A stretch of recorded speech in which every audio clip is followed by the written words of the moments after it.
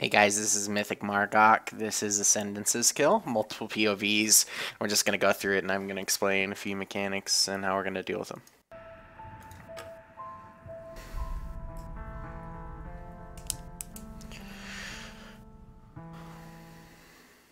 Heimel will never fall! The Gorian Empire will not be overthrown by these peasants! You dare assault the seat of my power? Is this the work of that traitor Cho'Gall? Kneel and swear fealty to me.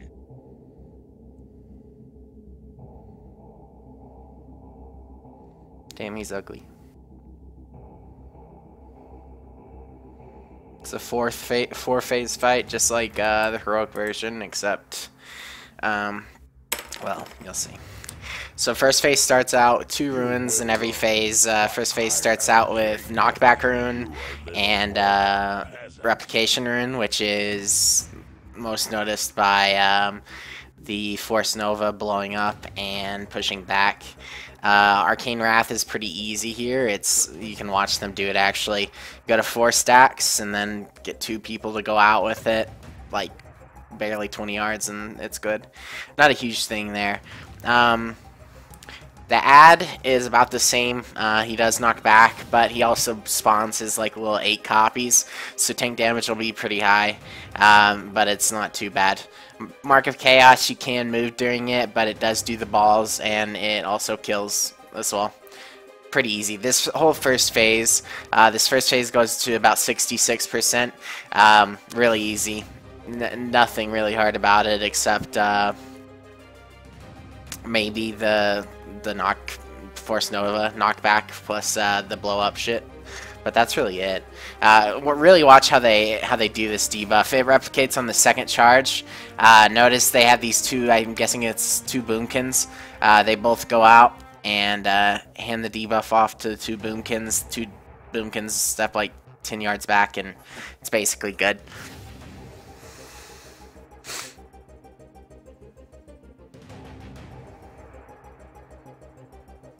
So just watch this phase, get an idea and feel for it.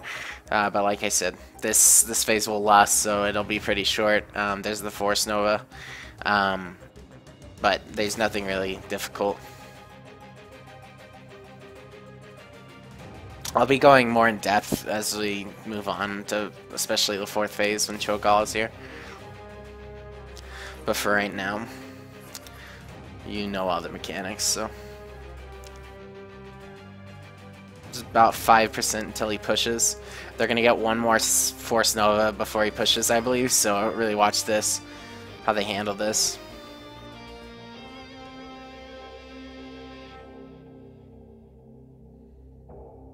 They should get it on. They might not. Yeah, they will. 2 seconds.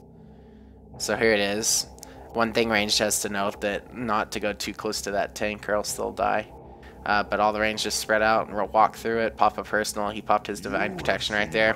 As long as you pop something, you're going to be fine as long as you don't run into someone else. So the big difference in this fight is the 2 intermissions.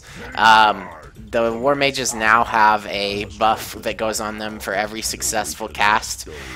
Basically, you have to do 3 interrupts to get this buff to go off, and they have to be pretty late interrupts. They can't just be right off the bat, or else you're going to run into having to have a 4th interrupt to remove the debuff. You can see the debuff right there. It's basically going to increase his damage done by like 50% per stack or something ridiculous. I don't even remember right now, but it's just something you want to interrupt as soon as possible.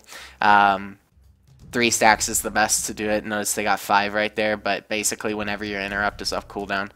They do something cool here where they actually grip the War Mage to the middle. We're not going to do that. We're not even going to worry about that. Basically just going to put all the ranged on one, have 3 interrupts for that side, and then the other one just put the 3 interrupters on one side, and basically burn one down so that we don't have to deal with it for so long. But for the ads, the reason they did grip the War Mage is to get the ads down slowly. I don't think we should do that either. They do it better the second intermission. They actually just use all the ads and kill all the ads at the same time. That's the better way to do it. You don't want to much raid damage. Healer's mana is going to be really tight on this fight. So this phase we're going to have Fortification, which is the ad gets bigger, has more health, and the debuff now has double the range, so it's going to be harder to get off. I love how they do this, actually. He's going to do it one more time before we switch POVs. But basically they have two people, a Warlock and a Resto Druid selected.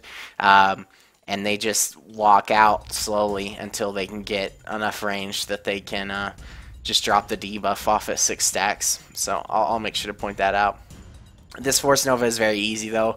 It's the triple Force Nova within 8 seconds, and it just has pushback. That also has pushes back. I forgot to mention that, whatever. Okay, so here's the Arcane Wrath. He's actually going to go grab it from melee. Okay, see, he grabs it. The rest of Druid is going to get right beside him and take this debuff. He's just going to get in front of the rest of Druid and grab the debuff right here. They're going to do it one more time, I believe. Actually, they're going to do it 2 more times. Rest of Druid's going to give him the debuff at 7 stacks, and then he's going to blink away. The timing on this is a little tight with Force Nova. They nearly put the debuff on someone else, but they were fine. The big difference in this phase is the tank debuff.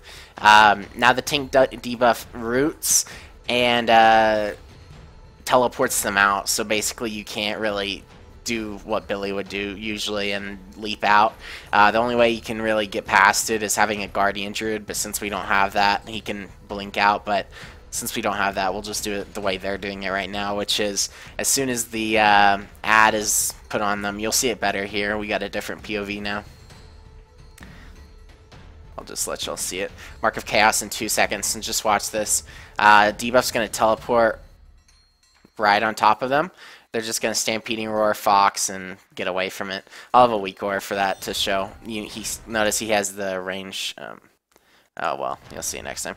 The range thing right here. It's a 35-yard range, so you can easily see when you're out of it.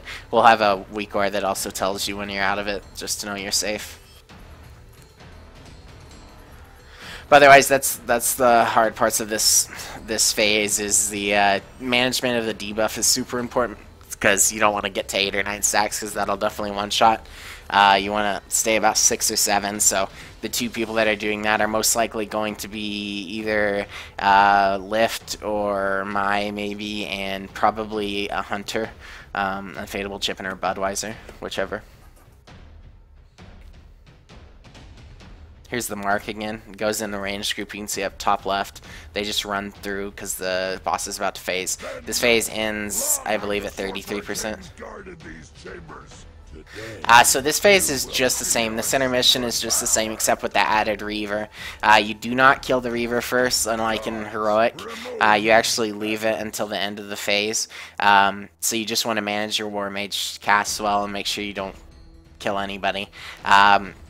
Tanks are going to have, of course, getting wrecked, but there's nothing we can do about it. We'll just have to tank swap. We will have 3 tanks in this fight, so it'll be easier to manage, but it's definitely still a hard phase. Notice they just target down 1 War Mage, basically, just to get it down. Putting all their ranged on 1 War Mage, and then their 3 Interrupters on the other War Mage, just to get 1 down so they don't have to deal with so much raid damage.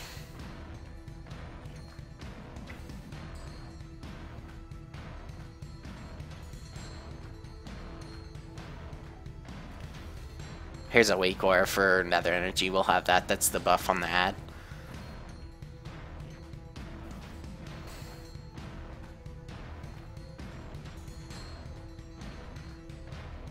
Okay, now they're gonna barrier and trank, I believe. Just blow these up. Actually, they didn't even trank. Oh yeah, they did. Okay, so this third phase, this is the bombs phase, where bombs are everywhere. Notice they're spread out. This is perfect. They have replication in this phase, which is the blow up Force Nova. And then they also have bombs are now 2 minutes, and when they expire, they create 2 more bombs. So bombs are going to be everywhere, you'll notice at the end of this phase. Fortification is also the other thing. Big ad, more health, all that. I like how they do these debuffs too. I'm trying to figure out in my head how we'll do it right now, but basically they give the debuff to their melee, and they give it to a Feral Druid and a Windwalker so they can get out. Basically, you have 2 debuffs that have a really huge range. So, you know, you have to deal with it quickly before it gets too high. You'll see it here again. This Feral Druid does not get to DPS at all. That's the one thing I noticed watching this. Remember, it's triple Force Nova with the explodey thing, so it's pretty rough right here. Healing is definitely rough. So here's Arcane Wrath again. You can watch it. The 4th stack, they're actually gonna... Actually, it's the 5th stack. The 5th stack, they're gonna get the debuff. Who gets the debuff? Maybe it's the 6th. Okay, it's the 6th.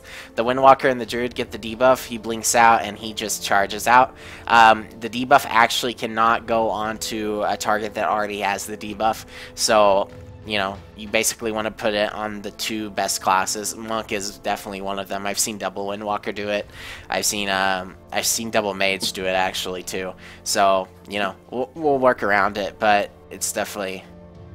this is definitely the hardest phase. This is also a DPS check pretty hard because at some point you're going to have too many mines to handle.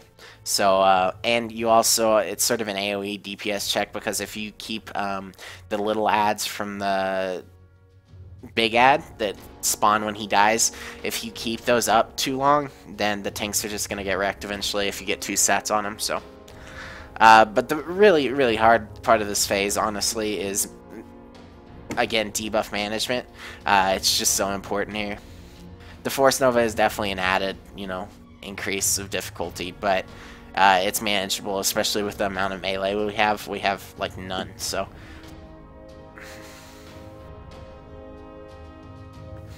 Notice they have a weak ore right here. Force Nova just shows every 8 seconds he casts it, so...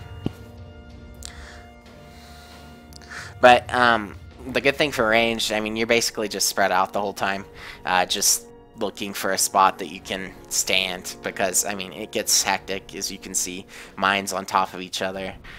You just want to keep some space open for the next phase so you can put your first set of ads. The next phase is where we're going to go really in depth. I know I didn't really tell you everything. So he starts this phase, and Cho'Gall, of course, like, rapes him or whatever. This first set of ads, basically what these ads do is, as they die, they spawn a pool under them. These pools have to be managed, though, because the pools never disappear, and this is a 2.5 minute phase to 3 minutes, so you really have to manage them around the room. But all previous mechanics are gone. Cho'Gall has his own set of new mechanics that I'll try to go over as much as I can. I don't have everything figured out, but I think I have most of it figured out. So the first thing to notice is for healers. Infinite Darkness, which he's casting right now, goes on one of the boomkins, I believe. Actually, yeah, one of the boomkins goes on a hunter and goes on a warrior. These 3 debuffs, basically, they're dispellable, but you do not want to dispel them. Basically, the more you heal these people with the debuffs, a shield actually goes on the whole entire raid after the debuff ends.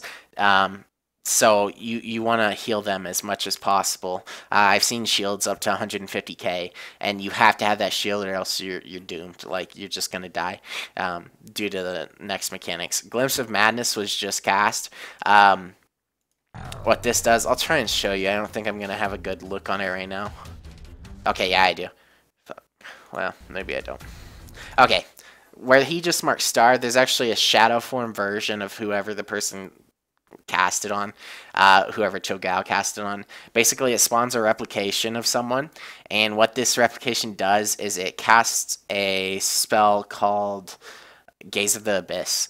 And Gaze of the Abyss basically puts a debuff on the target that increases damage taken from Gaze of the Abyss after every cast.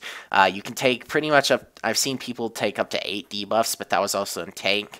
Average is 4 debuffs, and then you swap.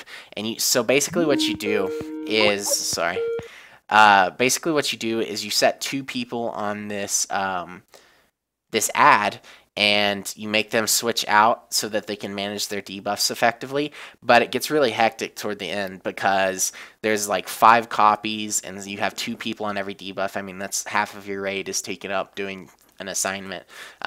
So it gets really hectic, but honestly, that's not the hard part of this phase at all. He's about to cast Dark Star. I hope I can see it. I don't remember noticing it last time. Dark Star, there it is. That big, huge vortex thing. Basically, if you're within 35 yards of it, you'll die. Easy. That's not a hard part at all. Notice how they're killing the ads in one set place. That's good. Glimpse of Madness again. He spawned a Shadow Form. It's a Boomkin right in the middle right there. Enveloping Night is coming up. Healers, this is why you have to have these shields. But basically, he casts this, and the 2 copies just explode and do about 150,000 damage per. It gets really hectic towards the end when you have 5 copies because you have 700 to 800,000 magic damage coming out. So basically you have to save all your cooldowns for that point, and you have to have a huge shield. New Infinite Darkness just went out. Basically put debuffs on everyone. Just heal those up. Get as much healing you can put into those people so that we can get a huge shield. I'll try and show you the shield actually because I didn't do a good job of it. Someone is also going to do the actually this person is going to do the debuff soon, so I'll have to show you that as well. You're going to get about 3 Enveloping Nights during this phase. So 1 per minute. But there's another glimpse. That's just the shadow copies. Here's Enveloping Night soon. I don't see his timer. 5 seconds. Watch this raid damage that goes out. Watch these raid frames. They just got absorbs put on them, but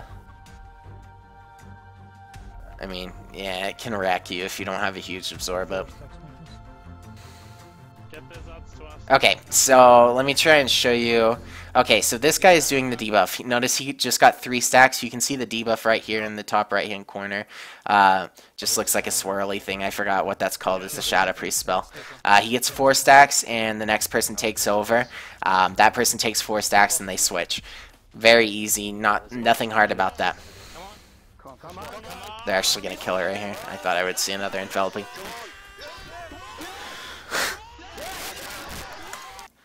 Well, so 4th phase really isn't hard. It's more just getting people to know what to do as far as management of Gaze of the Abyss. Important things, healers, of course, that debuff and healing that shit up as much as possible. As much throughput as you can get into that because, I mean, those shields are so important. I'm actually going to rewind to before, or to right when the debuffs fell off. And try and show you these shields. There was a good Rep Pally POV I was watching earlier, but it wasn't this. It was a Chinese guild, and I actually showed how much he got from his shield. Here the debuffs go out. Try to notice when they fall off how much of an absorb everyone gets. They are all R5 healing, so damn, I fucking hate this guy.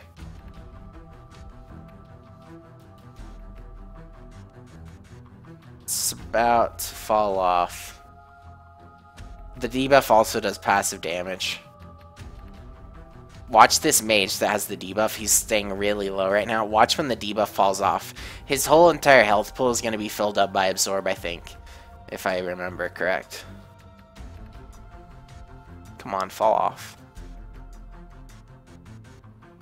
There it is.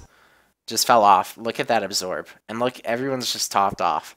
That absorb is so freaking important. It's beyond important because Enveloping Night is just...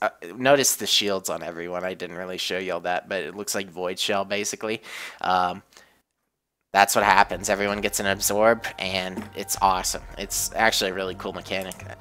But yeah, so that's the whole entire fight. There's really, honestly, it's not... It definitely has some DPS checks in, but as far as mechanically, it's really not difficult, and I don't see any reason why we couldn't kill it in 2 weeks. I mean, pull a Garrosh again. So look over this fight some more, but I tried to give you just a little bit of a glimpse of what was going to go on and what you would see in this fight. So I hope it helps. If you have any questions, you know where to find me. Thanks, guys.